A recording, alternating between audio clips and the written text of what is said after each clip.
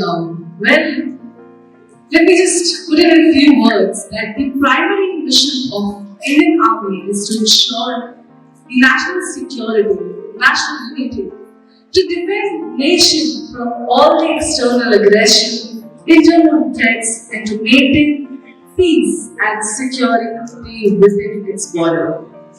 But that's not all. Love for our mother India creates the firm base of our very own Indian Army. We must feel the pain of the great sacrifice which our Indian Army is doing every day to keep us, our people, together, safe and protected.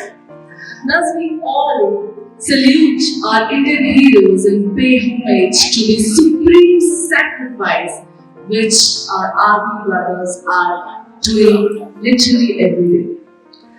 Today, as of today, we are extremely honored and privileged that we are here being graced by the presence of one such brave soul whose dedication and devotion towards the country is truly limitless and knows no boundary.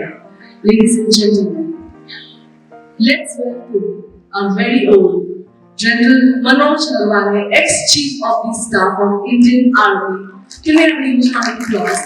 And we will have a look at the introduction on the species. Can we have a this amazing gentleman who is so personal and graced with his amazing presence? We are very honored, so very proud of his joining us.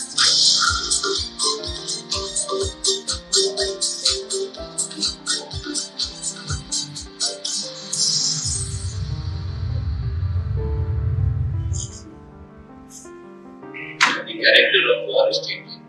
Justice, liberty, equality, and fraternity. And that is what we are fighting for. कि हम उनके साथ कंधे से कंधा मिलाकर हमेशा खड़े रहेंगे, चुपचाप तो नहीं बैठे रहेंगे। साफ तौर पर पूरे तरीके से कॉन्फिडेंट एक नए आगाज की बात सर कर रहे हैं, नए अध्याय की बात यहाँ पर कर रहे हैं। That is how the army fights. And that's something which is incredible. दुनिया की दूसरी सबसे बड़ी ताकतवर सेना की कमान संभाली है। Gives me immense pleasure as I welcome Mr. General Naravane, the Chief of the Indian Army Staff. The mild-mannered general will never speak much about his own role. Does that mean you will come with 5,000 people and you will just keep sitting? Obviously, I will. There was a time to take this much and no further. We as a country showed to the world that it is possible to take on that main role. हर सेना की कोशिश यही रहती है कि वो हमेशा जंग के लिए तैयार हो. So we have to still gaze a little bit. Still like to maintain that we are a 21st century army. You know exactly what is it. Then we prepared in all respects. हमारे सैनिक हमारी ताकत. कुछ करके दिखाओ. When you join a unit, you become one with them. They are there to stay. We are there to stay too. That's part of the game. You are one. He was commissioned in the Sikh Light Infantry, commanded Rashtriya Rifles Battalion, raised an infantry brigade, and led a key prestigious striker. He was Western Army Commander, then Vice Chief, before becoming the Chief of the Indian Army Staff. स्वयं को नाम अमर और निशान के प्रति समर्पित करते हैं. We are honored today to have amongst us General Manoj Naravane. जय Now I shall request Aziz and please nominate General Manoj Naravane on stage, please.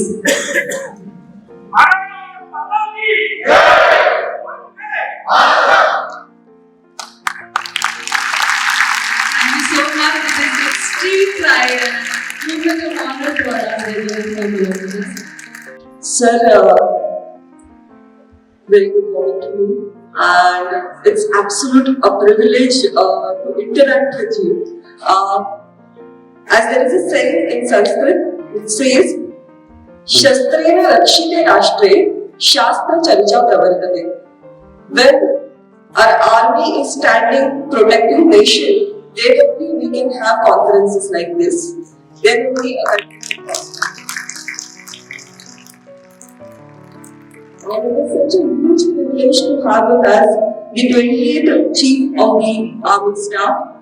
We have seen, we have witnessed his distinguished career, his distinguished tenure as the Chief of the Army Staff. To mention few very distinguished, remarkable aspects of his leadership, I would like to mention, sir, the way you have handled the pandemic situation for protecting nation as well as ensuring the safety of our army members as well. Equally, I think we cannot forget the apt response given by the army at the northern adversary in eastern Ladakh. We all remember those incidences, and the way sir has handled those situations was absolutely remarkable. And last but not the least, I would like to mention the stress you have given on Atmanirbharta of our army. So there are so many questions in our mind. We want to ask you so many things about our national security, and I'm sure with all the restrictions you have and the guidelines to follow, but surely you will give us some insight about how our nation is protected by our army. I must mention here that Indian Army is one of the world's largest army, largest standing army. So I think we should hear some Josh for our army. Vande! Bharat Mata Ki! And before I proceed to my questions, sir, I would like you to share some thoughts. जिसे कह सकते हैं कि Naravane sir की कहानी उन्हीं की जुबानी. Good morning, everyone. Jai Hind. It's a privilege for me to be here today amongst all of you and to be able to interact with you and share my views. I would like at the outset to thank Dr. Anil Parmar and Ms. Sangeeta Naravane, who came to meet me almost 6 months ago and booked my presence here on this occasion of the Josh Conference 2023. I'm also thankful to Dr. Jagnesh and his wife Prachi, who came all the way to Mumbai to receive. I received both me and my wife Meena, and escort us here. I think they thought I might run away. So we are really grateful to all of you. I know you have a lot of questions to ask of me, mainly concerning national security. So before you ask all those questions, I would just like to briefly touch upon this aspect of national security. When we think of national security, our minds first go to the armed forces and the army. We think of tanks and guns and aeroplanes and things like that. But national security is not just the armed forces. The national security is the security of the nation. It's got a much wider canvas. National security includes things like energy security, food security, and as the pandemic has shown, even health security. So it's got a much wider canvas. And our Honorable Prime Minister just 2 days ago, while speaking at a function in Hyderabad, said, and I quote more or less, that water security is going to be the key for India's development in the 21st century, and as important as other aspects like coastal security or internal security and so on. So as you see, national security is not just of the armed forces, it is a whole of nation. And in that, all of us are partners, you and the armed forces, all citizens of the country contribute to national security in some way or the other, irrespective of where you might be. So that is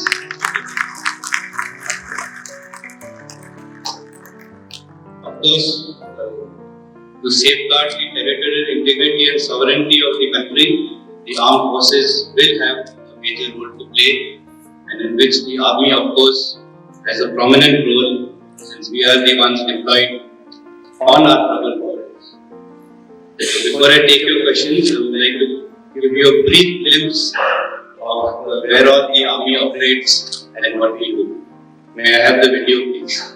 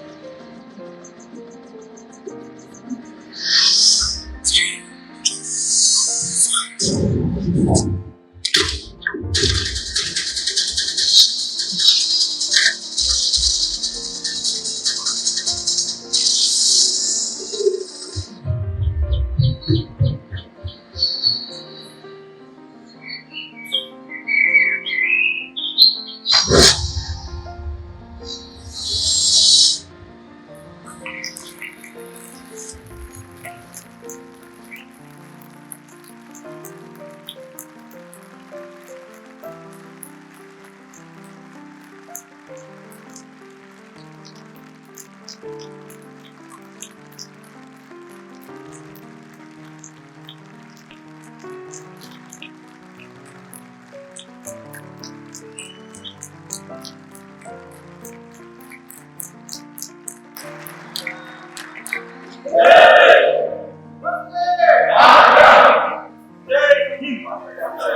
are unseen, unheard, but everywhere.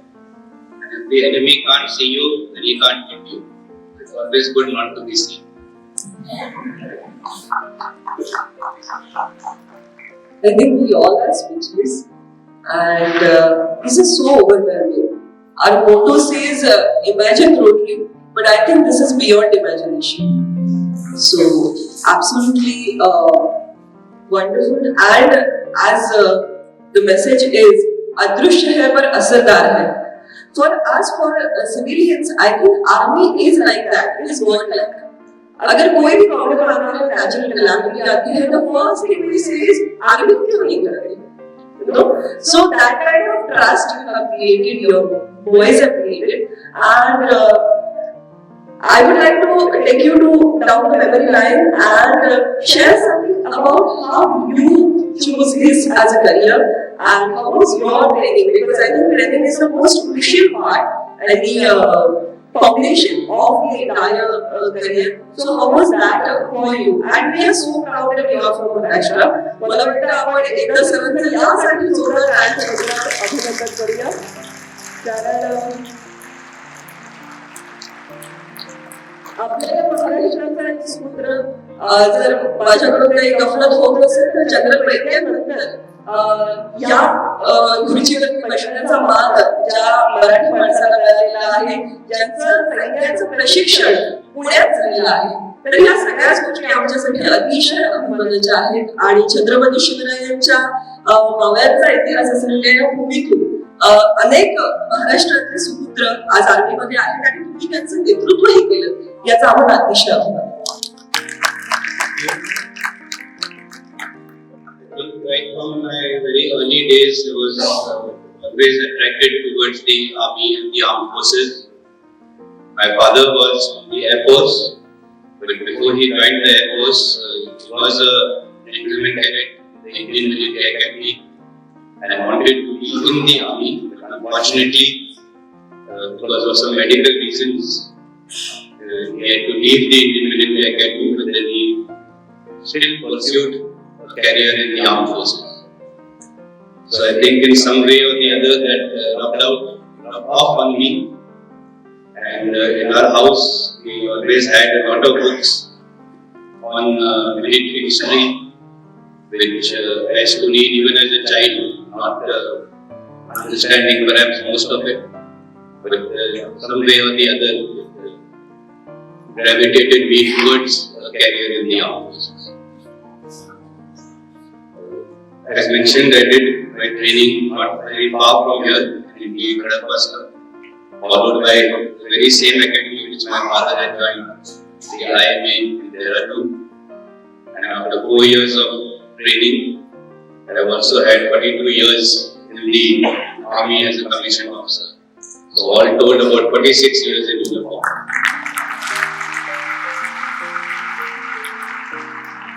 So to think of any one incident which can capture 46 years, it is very difficult.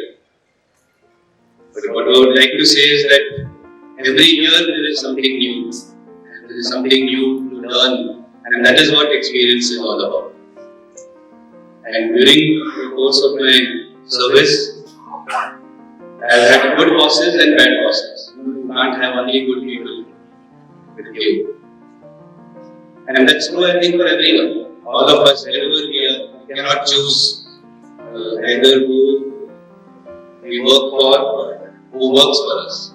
You have to manage to do the best with the team that you have. And it has always been my philosophy that wherever you are, imbibe the good things and discard the bad. You don't have to party till 2 o'clock in the morning. If somebody was fond of that, you don't have to do it when your turn comes. But yes, as I said, I've been fortunate that I've had some very good superiors who taught me the correct things, and perhaps it is because of them that I reached where I did. And one of the things that they taught me is that you have to be good at your job. And for us, being good at the job is that you have to know your enemy. You have to know the enemy like the back of your hand. You have to know the enemy even better than you know your spouse. They are not interchangeable, by the way. And that is how I think life is. But if there's one thing which I've learned after so many years in the army, and you have seen for yourself what we do, I have done all of it, by the way, whether it is deserts, jungles, you, even jumping from an aeroplane. But at the end of it all, having seen violence, death and destruction at very close quarters, my message is that violence is not the way to go. And we must always try to resolve our differences through peaceful means, through dialogue, through discussion. That is a much better way to go about it.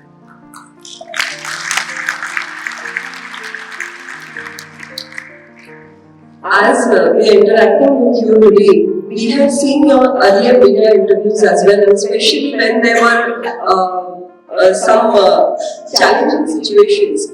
The way with the poise you address and the firmness in your action. So may I dare to ask you, because we are always worried when we see news flashing on our small screen, is there a possibility of war, and how our army is capable of handling any such situation going forward? In the context of the Russia-Ukraine war, Prime Minister speaking to Mr. Putin had said that this is not an era of war. And I think answering the previous question, I also said more or less the same thing, that violence is not the way forward. But while we might not want war may be forced upon us by our adversary. That is not in our hands. And therefore we have to be prepared for war at all times. And if we have to ensure the peace, that peace can only be achieved if we are prepared for war. And preparation for war doesn't happen overnight. That capability has to be developed over decades, over the years. We have a saying in the army and various strategic circles that intention and capability are two sides of the same coin. That intention is based on the capability that you have. And whereas the intention can change overnight, capability takes years to develop. Today you are friends with someone, tomorrow that chap might be your enemy. Overnight things can change. So you have to be ready to meet all contingencies at all times. And this capability can only be built up over the decades with a sustained allocation to the armed forces. It's a very expensive business to have a standing army, second largest standing army in the world, the fourth most powerful military in the world, army, navy, air force and land.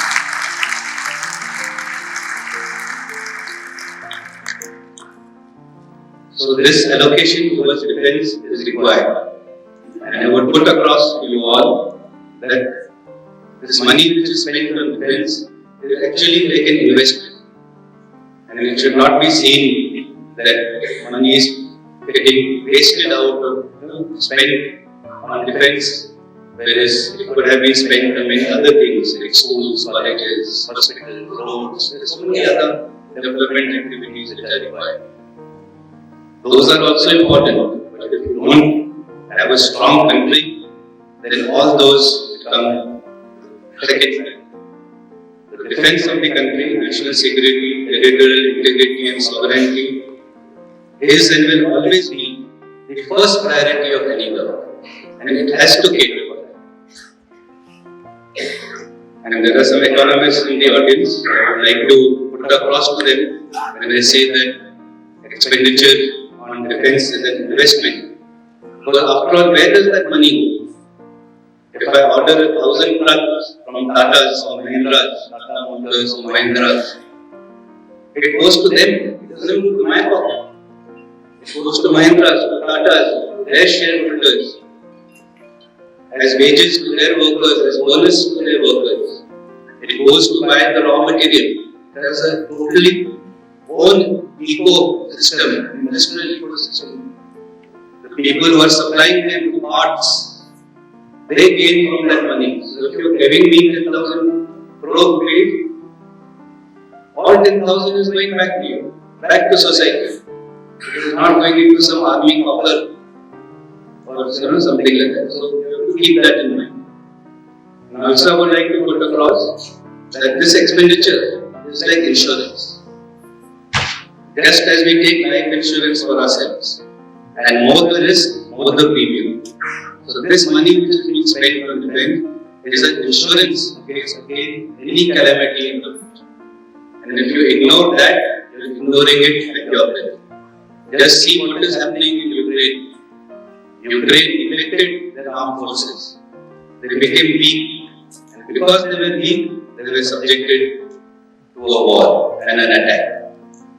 And now they will spend much more, 100 times much more on reconstruction. The price of reconstruction will be 100 times more than that small premium that they could have paid to keep their armed forces strong and deter aggression. That is such an eye-opening message for all of us, because I guess all of us, we have the idea of war and army influenced by Bollywood. So, for us, the mental war which goes inside if you ask me to picturize war, I will refer to some Bollywood movie, but the actual scene at the ground, at the battlefield must be quite different. And so it is for watching a cricket match and telling Sachin Tendulkar to come back. We have all opinions about how our army should defend the country. And we feel now technology has changed so much. My life has changed with technology. So the war must be now easy, and technology must have affected the war. So to what extent these changes have occurred? The introductory video which was shown, I think it was a small sound bite of nature and character of war. So I will take my cue from that. That these are two terms, nature of war and character of war, which sometimes are used interchangeably and not very well understood. Now, the nature of war is a constant, and that nature of war is violence, death, destruction. But the character of war is what changes, the manner in which it is waged.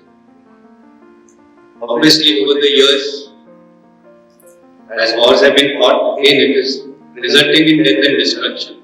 It might have started from lances to cavalry, from bows and arrows to machine guns. So the method of fighting is changed, and that change has been brought about by technology. If I were to explain this in a more simpler manner, I would like to take the analogy of time. Now, time is constant. Time doesn't change. The time now is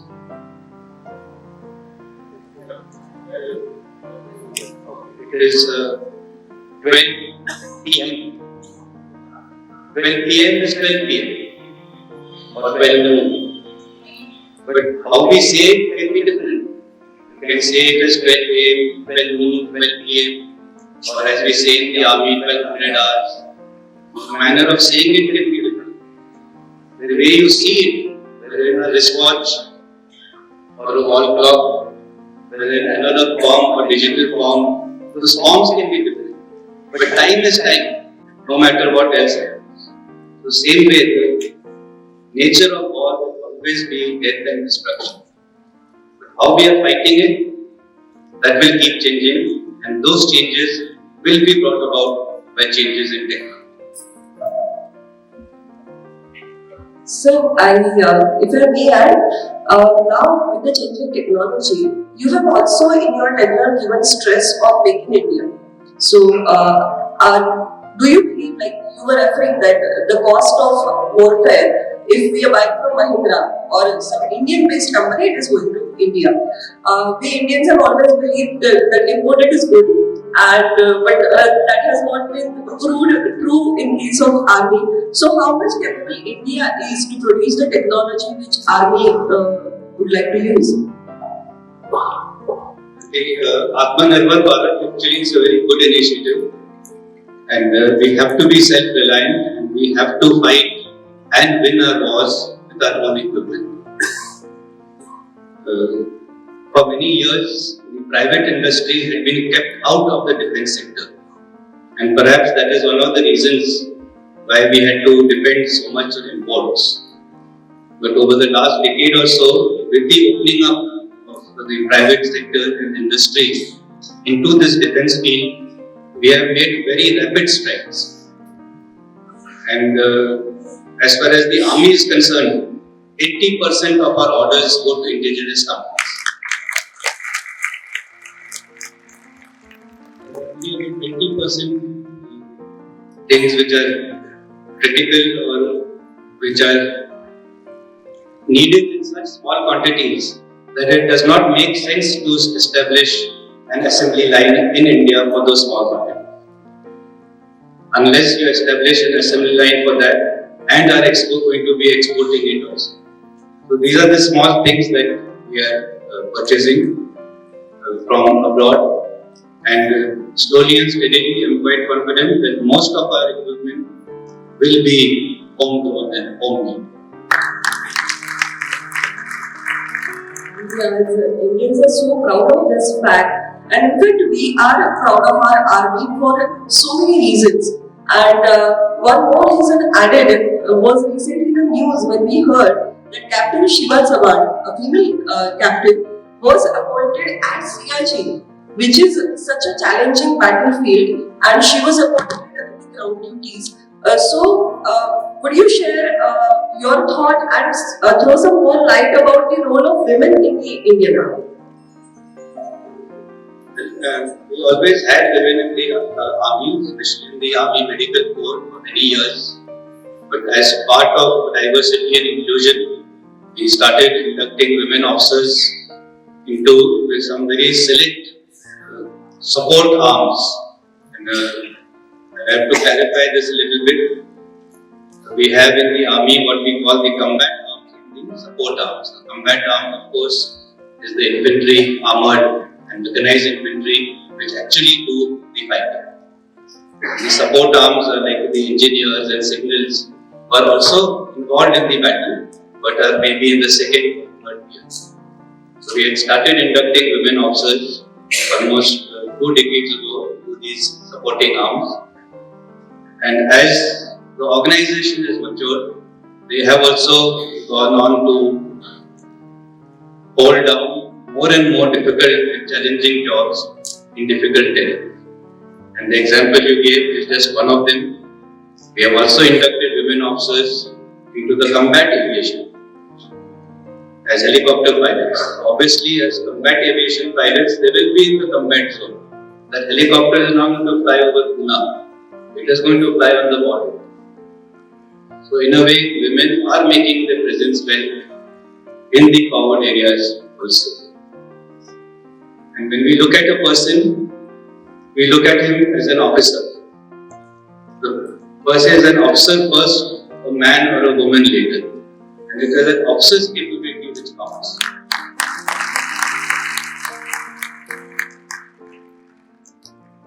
And I would like to say that we are very fair in all our dealings, whether it is a man or a woman. But rather than hearing about how fair we are from me, I would like to hear it from a woman officer. So can I have the second video, please? Some kind of challenges in your life because there is gender discrimination in our society still there. So you have come a long way. Talking to somebody, you need to ask there is gender bias. There is a reverse gender bias in the army. Okay, so there is no woman who would say there is gender bias, but if you ask any male officer, they will say yes, there is gender bias. See, I have done just 89 jumps, he just did 28 jumps. There are people 3,000, 4,000 jumps, so greater. They've never been interviewed by anybody. They're all male officers, but they never been interviewed by. So that's the result in the fact that absolutely, I would say that.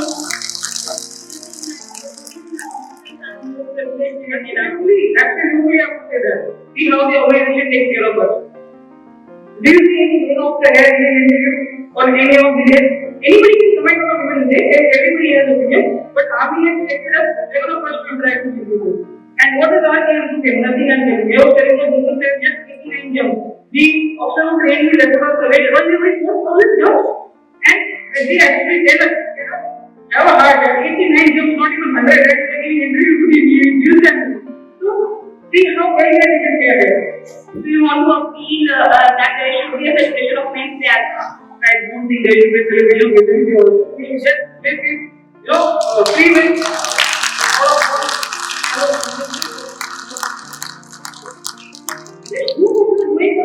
Bliss of doing it. People should like doing it. Not people should prove something so.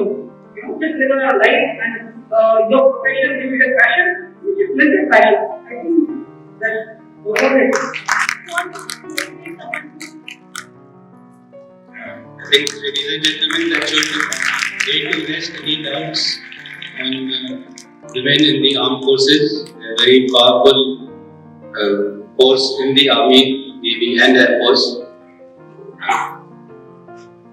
And I would only like to end this question by saying that when I heard people like that, I feel so proud and privileged that I had the honor of commanding them.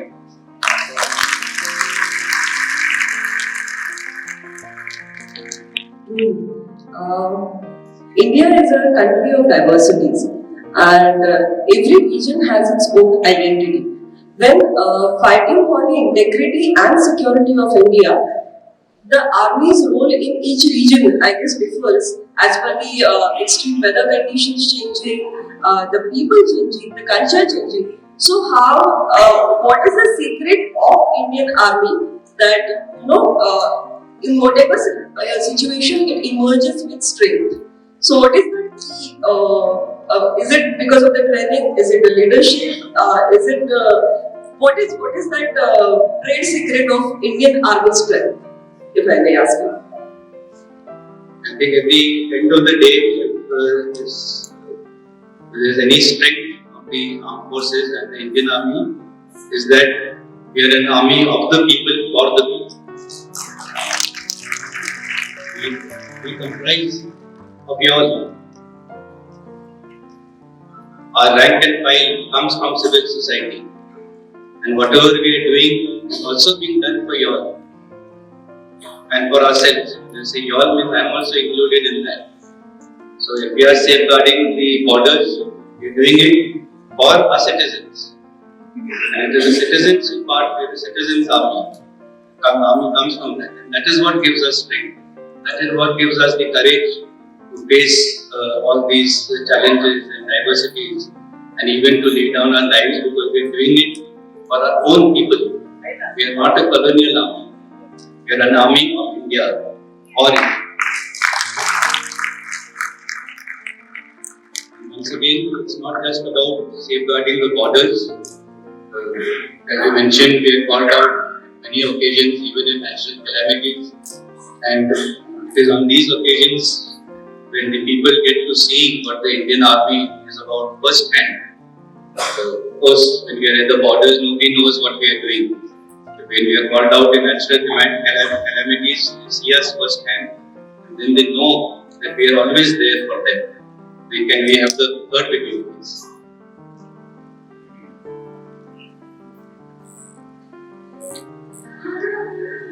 This is after the floods in Maharashtra.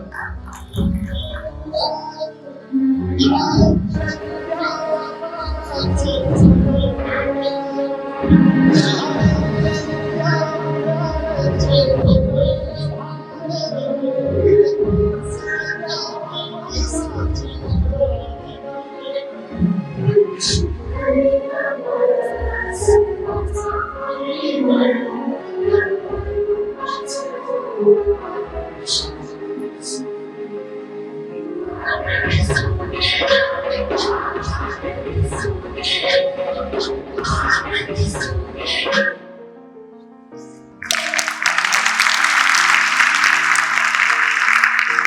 of the people, for the people. Wonderful. Also, when it comes to army, it is not always about rescue. We have heard that in the remote areas where you are performing duties, you also conduct certain projects which involve the well-being of the Indians there, of the local Indians there. Let it be Kashmir or regions like Ladakh, which are like far remote, and the facilities, basic facilities also are providing them as a challenge there. So army also plays a significant role in such projects. We as Rotary are proud that we are part of, maybe we are playing a small part, but serving nation is always a thing of pride that we have a project like Sanjeevani, where we are providing ambulances to the all the states, which is, I think, which deserve the big round of applause. And this is in collaboration with army. There are many such projects. So these are all humanitarian projects. So what would you like to know? I think you very rightly said, Sameera, that we are deployed in very far areas where sometimes connectivity is poor and even the reach of the civil administration is not there. And in such areas, we do reach out to the local population and try to help them out in whichever way we can. And we even have a name for it. It is called Operation Sadbhavna. And for Operation Sadbhavna, we even have a budget. It is sub-allocated to various units to carry out different projects of relevance and which the locals need. It is not thrust down upon them, but what they need. I will give two examples.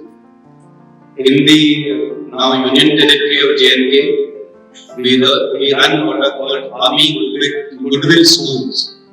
It is entirely financed through the Army budget, through the Sadbhavna budget. The school building was made by us, the teachers have been employed and are paid by us. And they are very well sought after, the schools, the locals. They want to send their children to our army schools. And I would like to share with you the sense of pride that these schools have now been running for more than 2 decades. And not a single child who has graduated from these schools has ever joined the ranks of the terrorists. That is how much difference education can make. How much difference a liberal education can make, where all subjects are taught, science, humanities, arts, and not just what they are taught in their homes. These are the Army Goodwill Schools. Similarly, when we are helping the local population, there are one-off projects giving aid to somebody, bereaved family, one-off. But more and more we have started concentrating on projects which involve the entire community and make them sort of self-reliant. As the saying goes, that if you give a man a fish, you will feed him for a day. But if you teach him to fish, you will feed him forever. Similarly, we are also trying to do projects which are community-based. And one such is a apricot canning plant. Factory will be too big a word for it. In the Union Territory of Ladakh. It is beyond the Pratungla Pass, where hardly anybody goes. But there are a lot of apricots there. And everything goes waste because they can't get it to the market. So we struck upon this idea that why not set up a small unit there itself and employ the locals and then can it and send it under our arrangements for sale in different parts of the Ladakh itself, and thereby not only generating employment, but then the proceeds of the profits also go back. But when this plant was being established, a loan was required, funds were required. So the army stood shortly for the locals. We could have given the whole money upfront. It was not that we didn't have those 20-30 lakhs to set up. But we wanted a sense of involvement from them. That's why we made them to take the work. So that they get involved in this whole project and want to make the project a success. And I can say that almost everyone who goes to Leh either buys 1 tin or consumes 1 tin of apricots while he's there. And within less than 2 years, they'll pay that loan. That's how much profit they get. Wonderful. I think Marathi is a Mandla Yuddha. So all these stories, these are eye-opening, inspiring stories, and we can go on with that. But before we end our session, so thank you so much for the time. And you have been here since last evening, yesterday evening, and you are going to be here tomorrow as well. We might see some break home. At the Ambivali. So before we end this session, and as Mrs. Naravane is also there, I think my husband should not miss a chance to talk about life. So we would like to know something more about your family and how do you balance, how do you be kind to your family, and what are your future plans to because you're still serving the nation. It's not like you're retired like this time. So how are you doing the balance? Well, as they say that behind every successful man there is a successful woman. So the only thing I would have been able to achieve or reach where I did, unless I had the total support of my wife and my children also. In fact, my children had forbidden me from leaving the army. They know whatever happens, you will stick it out. And good thing I listen to them. So family support is very much required, especially in the armed forces and more so in the army, even more so in the infantry. Because more than half our lives we spend in border areas where families are not allowed because of the hardships involved. And our wives or children stay back in better places, whether it is Pune or Delhi or Jaipur, and the entire load of looking after the kids falls on the lady of the house, and it's a very big burden that the lady has to bear. And of course, we lose out also on seeing our children growing up, but that is a small sacrifice that we have to make. But overall, I would say that in whatever you do, we must also have a work-life balance. And you must take time out for doing these other things. Looking after your family, your parents, your hobbies, even playing golf. You have to take time out for everything.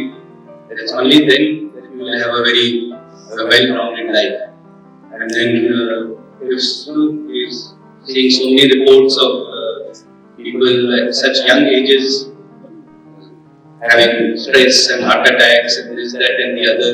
It is probably because they are not having that balance in their lives. So that work-life balance is very important.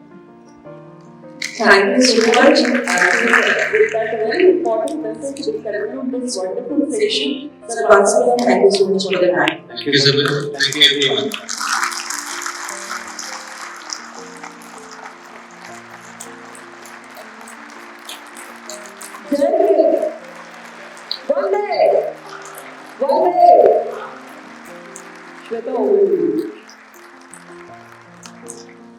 For this small heartfelt conversation. Thank you so much, Dr. Sameera Gujar, for this very much heartfelt, wonderful conversation. And again, can we have literally once again a very much standing ovation? Once again, with you, Dr.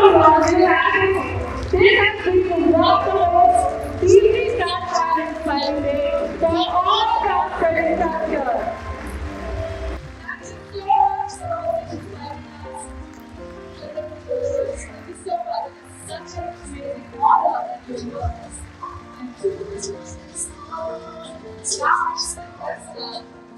DJ Dr. Anil Parmar, along with First Lady Dr. Hema Parmar, and also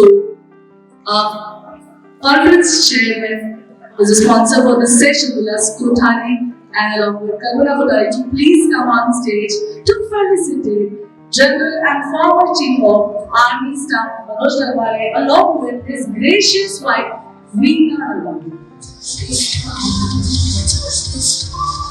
I shall request Sangeeta also to kindly be present on stage. Requesting DG Dr. Prabha and his First Lady Dr. Sameera Gujar to come forward and felicitate her. General Manoj Naravane and along with his wife. The moment is extremely for all of us.